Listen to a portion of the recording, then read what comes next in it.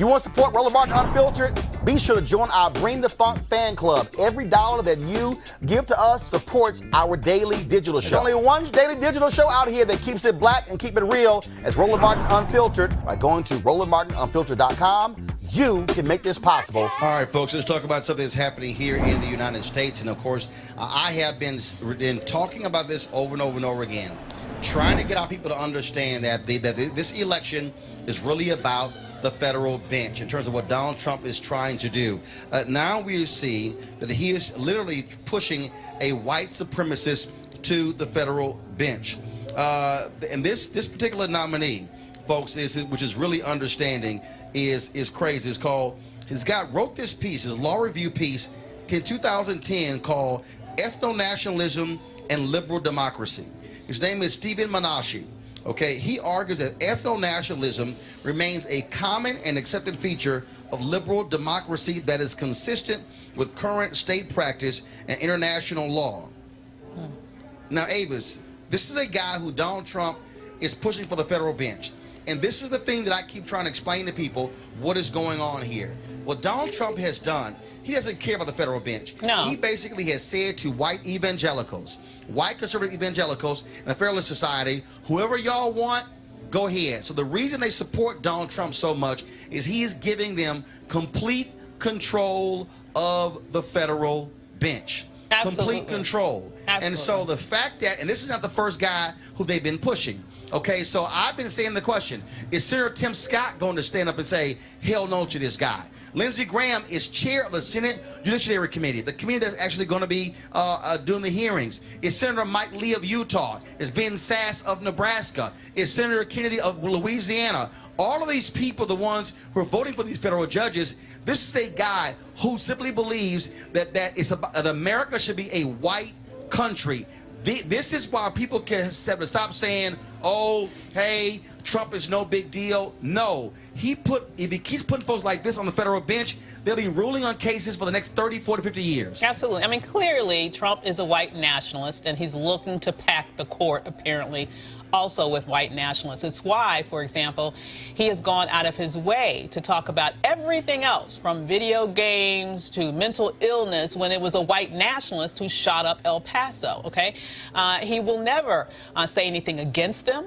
He will never say anything to in any way insult them or call them out, because he is them. And he is looking to advance their agenda, and to the best that he can, he is looking to codify their specific goals.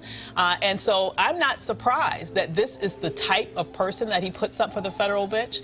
And I'm not going to be sort of waiting for people like Lindsey Graham to speak up, because he lost his backbone long ago when it comes to anything that this president does. Kelly, again, I cannot underscore how vital this is. We just talked yesterday about a federal judge, a Fifth Circuit Court of Appeals ruling in the case of DeRay McKesson, saying that he didn't have a First Amendment right when it came to this protest because a cop is suing him. You put these type of judges on the federal bench, they are going to be making rulings that are simply against the interests of black people.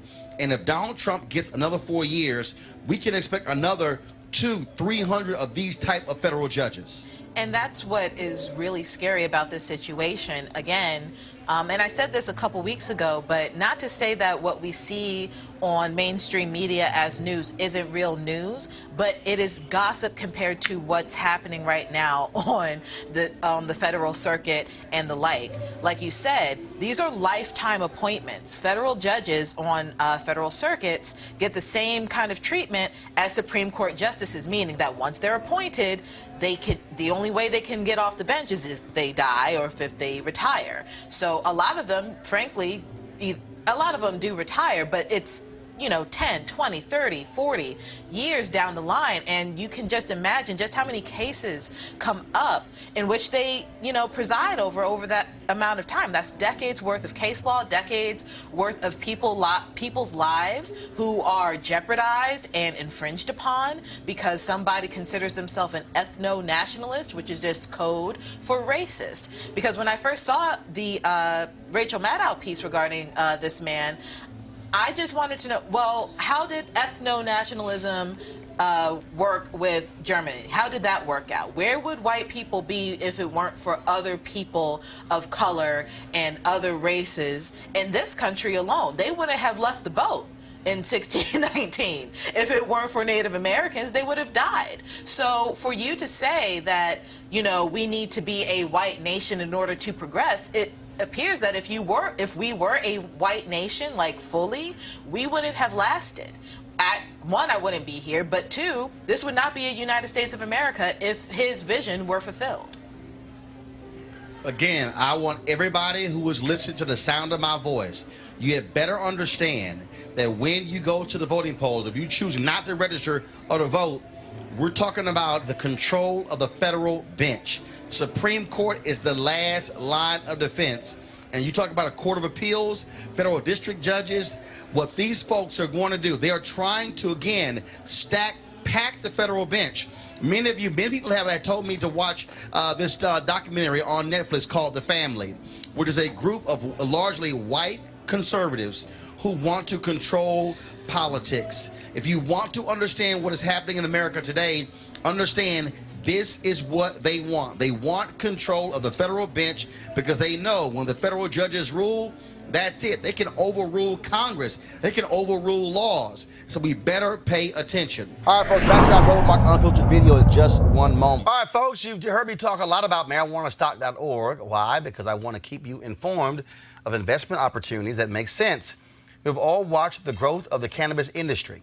A recent report by New Frontier Data estimates the global cannabis market at over $340 billion. Now, we know that marijuana legalization is sweeping the country state by state. We also know that marijuana has a good cousin, the hemp plant, which with a much higher concentration of CBD.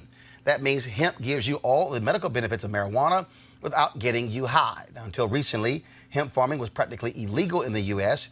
and heavily regulated by the DEA. However, the 2018 Farm Bill changed all of that, making it legal to grow hemp CBD in the U.S. and creating one of the largest commodities worldwide. They need land to grow all of the plants. And folks, this isn't rocket science. It's an incredible investment opportunity. And that's where our good friends at 420 Real Estate come in. Their business model is simple. They buy land that supports hemp CBD grow operations and lease it to licensed high-paying tenants. That's right, they are hemp CBD landlords, and you can get in on the action. The folks at 420 Real Estate decided to do something special for Roland Martin Unfiltered family. Originally, the minimum investment level was $500. Right now, you can invest in this crowdfunding campaign for as little as $200. That's right, $200 up to $10,000. Now, let me recap. This is a $340 billion worldwide industry, and it's growing. You can participate with as little as $200. To invest, go to marijuanastock.org. That's marijuanastock.org. Get in the game and get in the game now. Now back to your Roland Martin Unfiltered video.